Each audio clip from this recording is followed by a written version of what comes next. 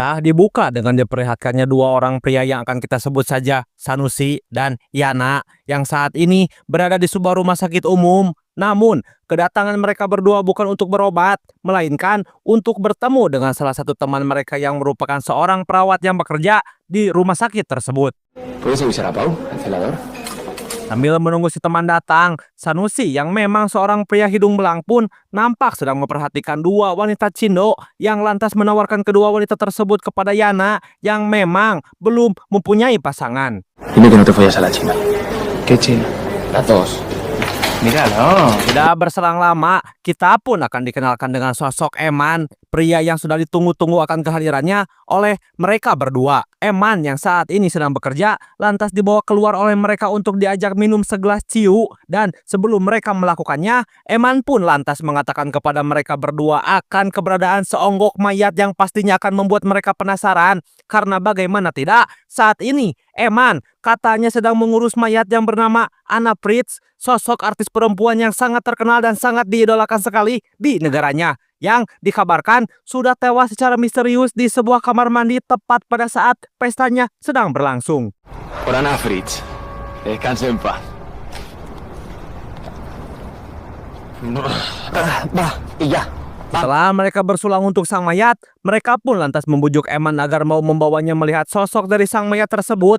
Karena ini merupakan kesempatan yang sangat langka sekali untuk dapat melihat secara langsung seorang Anna Fritz. Walaupun artis tersebut sekarang sudah menjadi mayat. Dan dari sinilah sebetulnya semua malapetaka itu baru dimulai. Bahkan Eman pun terancam dengan risiko kehilangan pekerjaannya karena sudah berani membawa masuk kedua temannya menuju ruang penyimpanan mayat. Iván, que me estoy jugando el curro, tío. Vale, joder. Es aquí.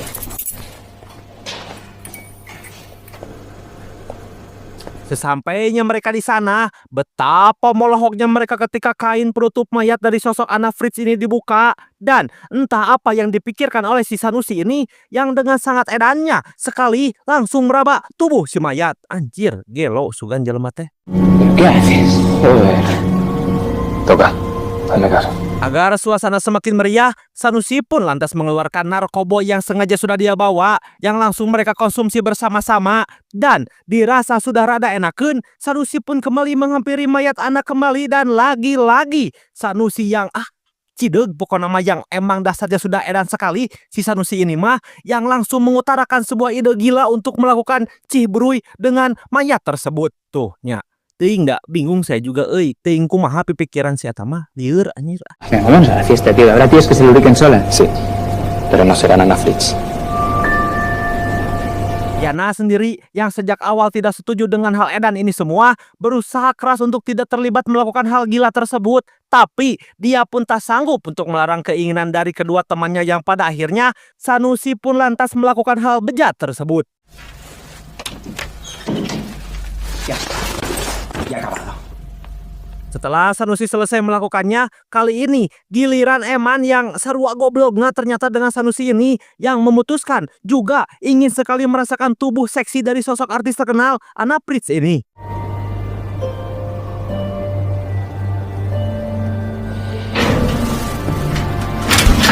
Namun, hal mengejutkan pun terjadi di saat Eman sedang asik cihbrui dengan si mayat. Ya, tak disangka sosok Anna Fritz ini bisa hidup kembali layaknya mengalami mati suri yang masih kaku sehingga membuat dia hanya bisa culang-cileng tanpa bisa bicara dan berbuat apa-apa. Eman yang berteriak merasa kaget dengan ini semua lantas dihampiri oleh kedua temannya di mana si Sanusi pun lagi-lagi sangat gelo si ieu mah cideg gitu tah dan sangat tegablek polos sekali karena berencana untuk membunuh saja sosok Anna Fritz ini supaya semua perbuatan bejat mereka tidak terungkap. Yana yang tidak setuju dengan itu semua langsung menolak ide gila dari Sanusi yang ketika mereka terlibat cekcok terdengar sosok perawat lain datang yang langsung membuat Sanusi menutup badan anak kembali dan mengajak semuanya untuk lekas bersembunyi.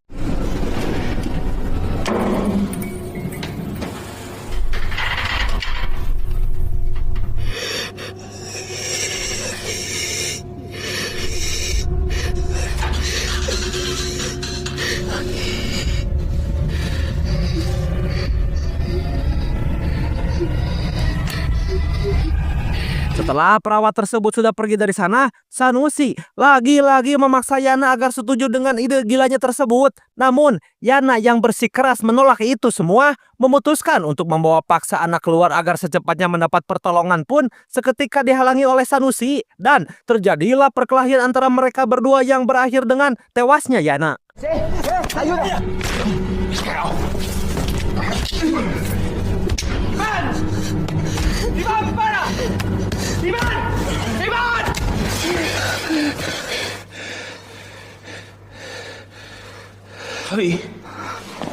Dari sini, semuanya menjadi tambah kacau karena selain ingin menghabisi anak, Sanusi dan Eman pun harus mengurus juga jenazah Yana.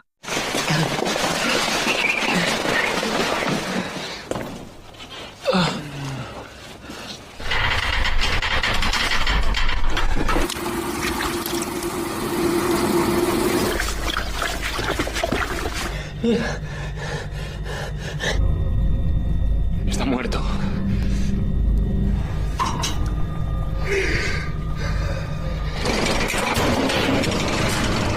Merasa bingung dan entah harus dari mana awalnya membereskan masalah ini semua, Sanusi pun akhirnya menyuruh Eman untuk mengikat kaki, tangan, dan melakban saja mulut si anak yang sudah mulai bisa bicara dan bergerak.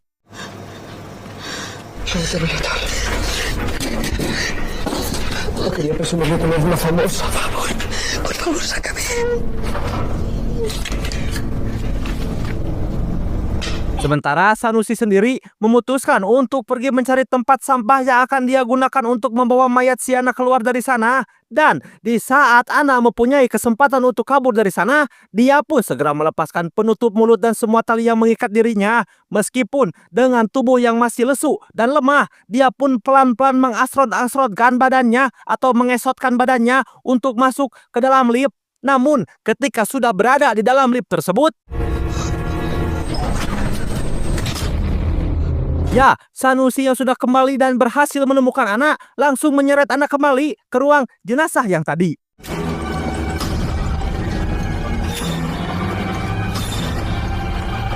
Karena sudah kagok dengan ini semua, Sanusi pun menyuruh dan memaksa Eman untuk membunuh anak. Tapi karena Eman pada dasarnya memang seorang remaja yang soleh, dia pun tidak sanggup dan menolak perintah dari Sanusi, yang kemudian Sanusi pun memaksa tangan Eman untuk membekap mulut dan hidung anak sampai dia kehabisan oksigen untuk bernapas. Mierda, se está meando.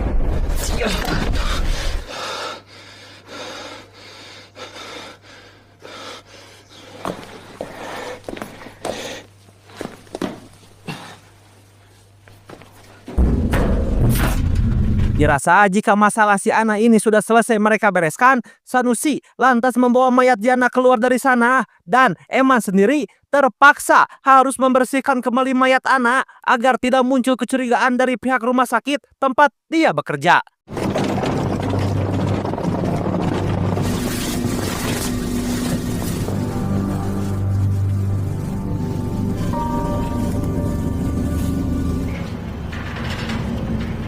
Dan ketika Eman hendak pergi dari sana, ya, Ana tiba-tiba saja batuk yang lekas membuat Eman harus kembali memeriksanya. Dan ketika Eman membuka penutup wajahnya, ternyata sosok Ana Prince ini memang masih hidup. Tepat ketika Sanusi kembali masuk ke dalam ruangan itu, Eman pun dengan cepat menutup kembali wajah Ana agar Sanusi tidak mengetahuinya dan bergegas mengajak Sanusi untuk pergi dari sana.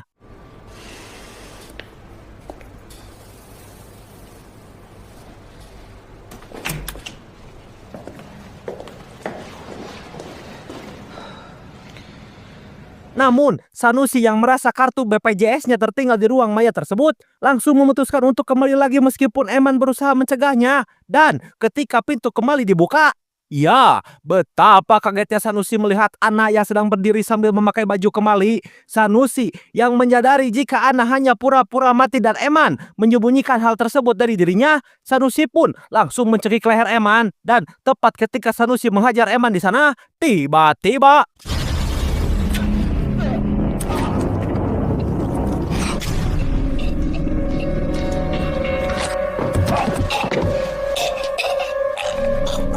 Ya, lebok sekali. Si Edan Sanusi pun akhirnya meninggal dunia tepat di tangan Anna Fritz sendiri. Bahkan, Eman juga yang mencoba mendekati dirinya.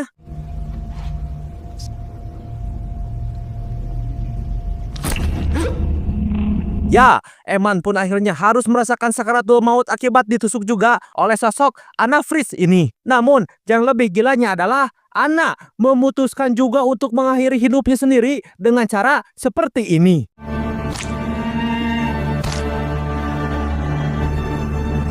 Dan film pun selesai.